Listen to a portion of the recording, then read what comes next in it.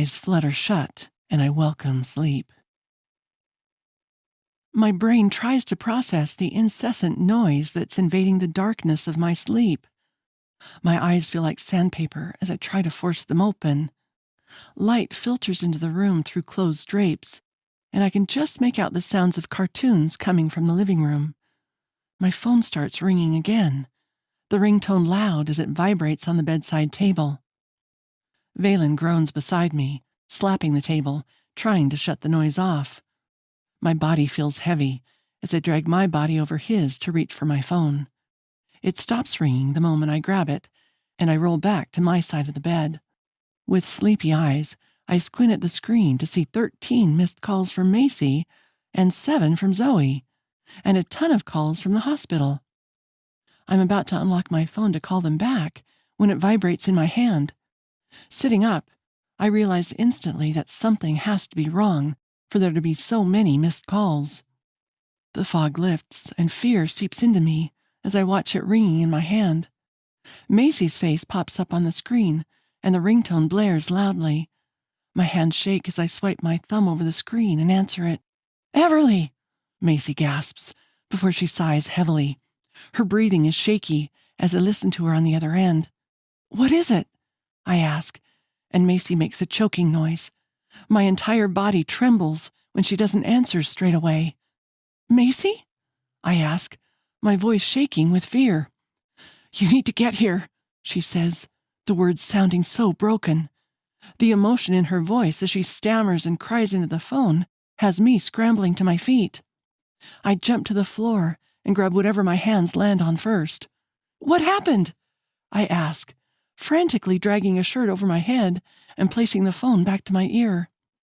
Macy cries, the sound crushing my soul and twisting my stomach as dread fills me. "It's Ben," she sobs, and my heart stutters and threatens to stop beating at her words. A cold, sinking feeling settles over me. Valen sits up, looking for danger, and tears burn my eyes as I stare at him, shell-shocked. No, not Ben. My heart and soul screams for the boy, for Emily. It would kill her if something happened to him. Valen gets to his feet, looking alarmed. "Everly?" He asks. "I have to go. I need to go to the hospital," I tell him, as the cold feeling washes over me again, making me numb and turning my veins to ice. I feel like I'm moving on autopilot as I throw clothes on without seeing them. Valen chases me around the apartment as I grab my handbag and keys, only stopping when I notice Valerian sitting at the coffee table, watching cartoons and eating a bowl of cereal. He looks over at me. Ben is his friend, not much older than my son. "Mom?" Valerian says as I stare at him unblinkingly, a parent's worst fear. My voice is robotic. "Everything is fine. Eat your breakfast," I tell him. "I'll head over as soon as Dad gets here," Valen tells me, gripping my arms. He shakes me a little, and I blink rapidly, turning to look at him. "I have to get to him," I gasp before turning on my heel and running toward the door. Walking into the hospital, I find Macy and Zoe pacing outside Emily's and Ben's room. Tears streak both their faces, and Macy's eyes are puffy. Whatever is going on is terrible, because Macy never cries. She never even gets emotional. She keeps her walls high and takes on the world with a no-fucks-given attitude. My stomach plummets as I approach them, my entire body shaking. The moment I get to them, the door opens and the doctor steps out with a grim expression on his face. Macy instantly turns to face him. "Well?" she asks, but Doc's shoulders drop. He looks tired, and I can't imagine having his job, having to deliver bad news to families or parents. Bad news is precisely what we got when he spoke. "As you know, Ben deteriorated overnight. His blood test when he first came in showed some hope. He wasn't a full-blown Forsaken, but now he is. His body's shutting down. His organs are failing. He doesn't have much time left." I swallow his words down and bite the inside of my lip to stop the quiver. "Emily?" I ask, clearing my throat. The only thing keeping her alive is the machines. Without them, she will die. Doc answers. We already knew that, but I had some hope. Doc just killed that hope. Is he still conscious? Zoe asks. He keeps coming in and out. One minute he almost seems lucid. The next, he's hurting himself or trying to attack the nurses. Doc says. So what now? I ask. There's nothing else we can do. We did dialysis, but the infection is not just in his blood. It's in his muscles, bones, everything. I'm sorry, Luna, but now we just wait. Wait for him to die? I ask. Doc smiles sadly and nods. I press my lips in a line and gulp before clearing my throat. Zoe sits heavily in the chair by the door. He's just a child, she says, putting her head in her hands. Macy grips her shoulder, hugging her against her hip. Thank you for everything, Doc, I tell him. You're more than welcome to stay with him. I'll send some chairs in for you all, he says, wandering down the hall. I stare at the ceiling, willing the tears to go before pushing the door open and stepping inside. Macy follows me in, sitting beside him and grabbing his hand. Zoe enters too, but remains close to the wall as she stares, not knowing what to do. Doc comes back in with 2 extra chairs, and I sit between Emily's and Ben's beds, holding Ben's hand and rubbing circles on the back of it. Hours pass. Ben eventually comes to, thrashing and snarling periodically. He didn't deserve this, Macy says, gently brushing his bangs from his deformed face. She sniffles when Valen walks in. He nods to us before hugging Zoe, who is a mess at the back of the room. Marcus is on his way, He tells her, and she nods. He kisses her trembling forehead as she stares off vacantly, her eyes glued to Ben and Emily. Macy falls asleep for a while, and Zoe leaves to get coffee and update the hotel on their well-being. She's been gone for about 5 minutes when the alarms start sounding as the monitors go off. Macy sits upright in a panic just as Ben starts thrashing, his heart rate increasing, and blood streaming out of his ears and eyes as he tries to breathe around the tube in his mouth. Nurses rush in, shutting everything off, and I squeeze his hand while Macy whispers to him. Ben's eyes open with a crazed gleam. Yet I see him, see the boy he once was, the scared look beyond them. He tries to speak around the tube, and one of the nurses runs out of the room, unable to watch when he gasps. Mom, He rasps, the sound barely audible, and Macy breaks, sobbing while clutching his hand. The moment Zoe walks in with the coffees, she shoves the tray at Valen before rushing over, gripping Ben's legs and rubbing them. Can't you give him something to help calm him? Macy asks the doctor, who lingers helplessly. we've already given him everything. Nothing works. He murmurs, holding back his own tears. Macy and the doctor talk, but I just can't stop staring at Ben's wide eyes, looking back at me, unblinking. Before I even think about what I'm doing, I undo his handcuff with the key that sits beside the bed and let down the guardrail on the bed. His hand flails, grasping air before I climb on the bed beside him. Ben snaps and snarls at me.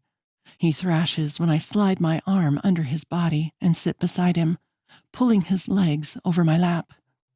Gently, I guide his head to rest on my shoulder, with my hand on his forehead so he can't turn it to bite as he squirms. Not that he can do much with the tube in his mouth.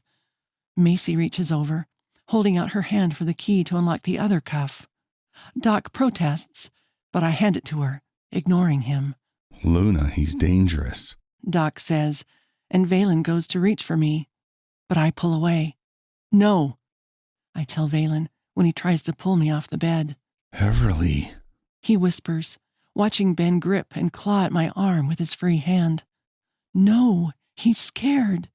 Emily can't hold him, so I'll do it for her, as she would for me, I tell him, my voice breaking, knowing she would, no matter the risk to herself. She's part of our village, and when one falls, The rest pick up the slack. Macy undoes his other hand and moves over, gripping my shoulder. I readjust him on my lap, turning my face into his hair and humming to him as Macy moves beside Valen. He steps out of her way so she can drag the little side table out of the way and drop the side rail on Emily's bed before walking around to the other side of it. Doctors and nurses try to stop her, but they're already dying. What does it matter if cords get tangled?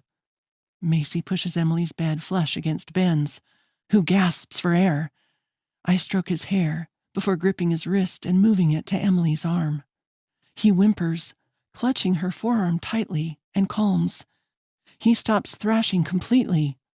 He may be forsaken, but he knows his mother's touch. "She's right there, Ben. Right here with you," I whisper to him.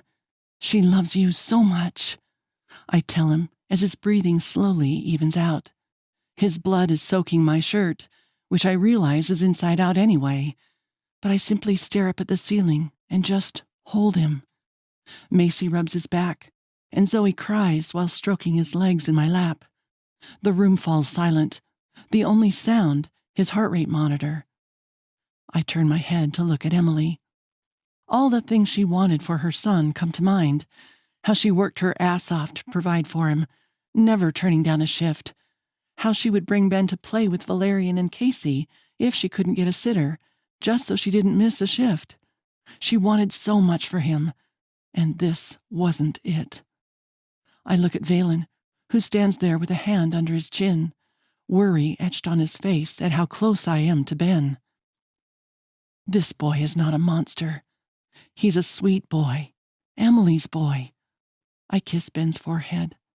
I can't fix this. Our emergency fund can't bail them out. No cure will save him. There's nothing we can do. But I can give her one thing. I let my claws slide from my fingertips before digging them into my palm. My blood pools in my hand. Macy lifts her head, and her lips quiver when I move him, making sure his hand remains on Emily. I pull his other hand from under him, preparing to slice his palm too. The moment I do, Valen reaches over the bed and grips my wrist to stop me. I just stare at him. He looks at Ben and drops his head. He knows what I want. "You're not doing it. His blood could make you sick," Valen whispers. "It's all she wanted, and he can't pledge. A blood link is the only way," I tell him, and he looks down at Emily, who he was leaning over. He sighs. "I'll do it," he murmurs, gripping my wrist. He looks up at me and releases me, his eyes on me as he slashes his palm with his claws. Ben doesn't move or even flinch as I do the same to his free hand that's lying limp on my belly. Valen reaches over and grips his hand, and I stroke Ben's hair. "I, Alphanovel of the Nightshade Pack." His words cut off as he looks up. Marcus is standing behind Zoe, his arms wrapped around her waist and his eyes glazed over. He's mind-linking. "You sure?" Valen asks, and I see Marcus nod before Valen turns his gaze back to Ben. "I, Alphanovel of the Nightshade Pack, welcome Ben Steele and declare him the new beta of the Nightshade Pack," he murmurs. Marcus gasps as his title is stripped, and Zoe reaches up, cupping his cheek with her hand. It will only be temporary, but it probably still stung Marcus. Suddenly, the mind link opens up, and our pack welcomes Beta Ben, bringing tears to my eyes. I don't know whether he can hear them, but he will not die a rogue. Valen then does the same to Emily, and I feel her tether form. Fear courses through me, knowing soon both their tethers will sever, and it will be crippling. But we can grant this wish. Doc stabs a needle in Valen's arm as he stands back up. "Precaution," Doc murmurs to Valen, who nods. I swallow, knowing precisely what he risked for them. Yet he did, so I didn't have to. Macy grabs Emily's hand and kisses it as we wait. About an hour later, Emily's machine starts beeping, and Doc checks it, looking at me, and so does Macy. The nurses bring paddles near the bed, like they're waiting for the time they'll need them. Ben's breathing slows, and his heart rate becomes weaker, until I suddenly hear him gasp and stop. I clutch him tighter, whispering how much his mother loves him, how much we all love him, when his heart rate monitor flatlines. The newly formed pack tether snaps, and pain ricochets through me, ripping at my heart, and my stomach twists. Valen clutches the bed, gasping and sweating until it passes. I know he is gone. Zoe sobs, and Macy bawls. My entire body shakes as I hold him. Luna, we can... Doc starts to say, and I stare up at the ceiling. Leave her. Let her go. Let her be with her son. I croak out. The nurses move around, fussing with lines and tubes when Macy grips one of their arms. If I was in her place, I wouldn't want to wake to my son gone. Macy stammers, choked with emotion. She's right. Emily wouldn't want to be here. Ben was her whole world, just like I couldn't live without my son. Turn her machines off, I order Doc. I don't care if they can restabilize her. I know Emily, and life wouldn't be worth living stuck on life support without her son. She held on long enough. Nurses nod, turning machines off, while Doc presses a stethoscope to Ben's chest, calling his time of death. Though we know he's gone. His heart no longer beats, and his blood pressure bottoms out as blood leaks from his eyes, nose, and mouth. Macy pulls the beds apart so the nurses can clean him up. I continue to sit up with him, letting them remove his tubes and lines before Macy moves his mother over. Emily's body convulses, and unconscious process has her gasping as I lay Ben beside her. Standing beside her, I brush her hair back while Macy kisses her hand before cupping it to her cheek. She then lays Emily's hand on Ben's shoulder. It's okay, Emily. Ben is home, I tell her while patting her hand. He's safe beside you, I tell her as my tears drip on his little shoulder. I stroke her hair again, leaning over to kiss her head. You got your wish. Ben was beta to Nightshade. He's Pack, just like you. You can let go now. You don't need to hold on. We brought Ben home. He's safe with you now. I choke, my voice trembling as her mouth opens, gasping, but not actually breathing. My heart breaks for Everly, Zoe, and Macy as they tell Emily it's okay to go, that she doesn't have to hold on any longer. Moments pass and hushed whispers circle the room as they try to soothe their friends. She gasps one last time, and I hold my breath, waiting to see if it's a false alarm, yet praying it isn't. She shouldn't suffer anymore. No one deserves to suffer this fate. Everly drops her head on Ben's shoulder and sobs. I feel Emily's pack link sever. My heart pangs with pain, if only briefly. Yet the pain, anguish, and despair that floods from Everly through the bond as she mourns her family breaks my heart further. Marcus hugs Zoe close as she falls apart. Macy just stares vacantly ahead, sitting back down in her chair. The doctor checks Emily and nods, calling the time of death before saying he'll leave to let them say their goodbyes. The girls tuck the two of them in like they're saying goodnight and not goodbye. And the doctor comes back and tells Everly what will happen next. Come on, Marcus whispers to Zoe, pulling her from the room, and Macy quickly follows, closing the door behind them. Everly kisses the mother and son once again and stands upright. I watch as she swallows down the emotion that threatens to consume her. She tugs her shirt off, pulls it back on the right way, and cleans her face with some water from the sink basin, washing away the tears that stain her face. I move toward her, wanting to comfort her, but she pulls away, looking at me. I drop my hand. I'm sorry, but please don't touch me right now, she whispers. I know if I do, she'll break. I get it, but the urge is still there. the bond calling me to my mate. Her eyes soften as she stares at me, and I nod, letting her get herself together. She loved, lost, and mourned, and I am awed by how quickly she slips back into business mode, shuts down everything, and forces her anguish back. Her determination returns, knowing that she has work to do.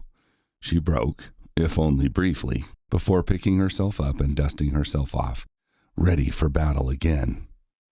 I hate that she instinctively switched and shut down, a coping mechanism from years of taking on everything and everyone else's problems and emotions while ignoring her own. She has me, but Everly has been forced to be independent, endure, and never rely on anyone. She will deal, conquer, and then break when safely alone. But for now, she has to put on a front to do what needs to be done. It makes me realize what sort of leader she is and what sort of Luna she will be. Unbreakable to the rest of the world. She's the rogue community's anchor, despite the pressure of drowning herself, taking on the persona and getting things done. The amount of impact she's had on the rogues and how much they look up to her doesn't hit me until I step out the doors after her. I hear Everly gasp before she moves down the corridor.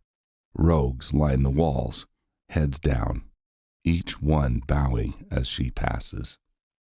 Her village. That word suddenly takes on a new meaning. What it represents. Everly, Zoe, and Macy were never rogue. The three of them brought hope to the rogues, and they rally for their leaders, and for Emily and Ben. A family built on love and respect. Everly grips my hand as I step beside her, and I give it a squeeze. You don't have to be strong, you know, I whisper. Yeah, I do. For them. She whispers back. Macy and Zoe wait by the exit doors, and Everly lets me go. She walks toward them, and they wrap their arms around her waist. The rogues look up to those three, and both girls, Macy, despite being older, and Zoe, younger, look to Everly. She is the chief of the village they built. She is their armor, and she wears it proudly. Ava stands outside the doors, looking lost as her sister steps out with Zoe and Macy.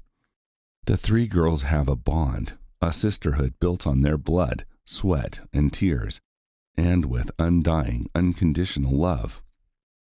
Ava, for so long, had a strained relationship with her sister, and knows she isn't Everly's only sister now.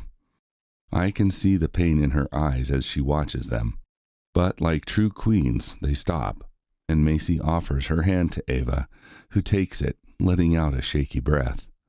Macy tosses an arm over her shoulder, tugging her into their circle, accepting her as one of them.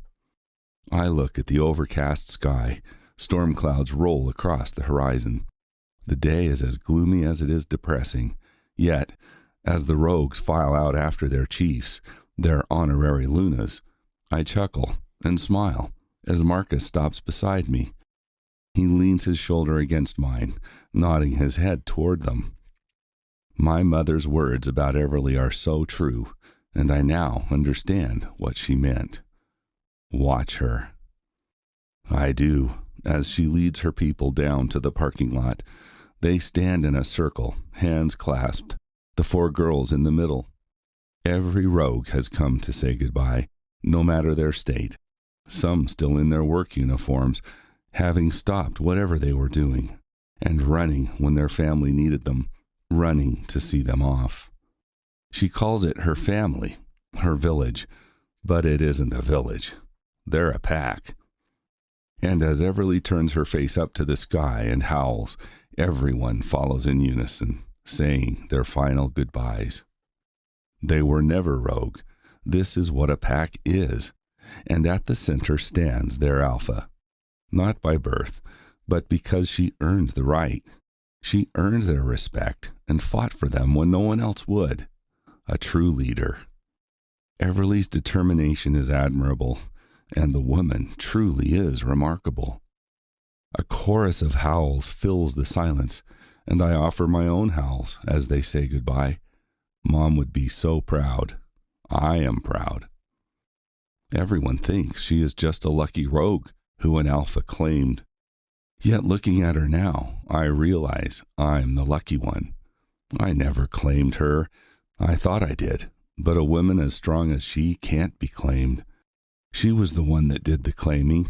She didn't need me. She had herself and the village she built. Furthermore, she knows who she is, and she isn't afraid to be it. She will fight, and I know she will win.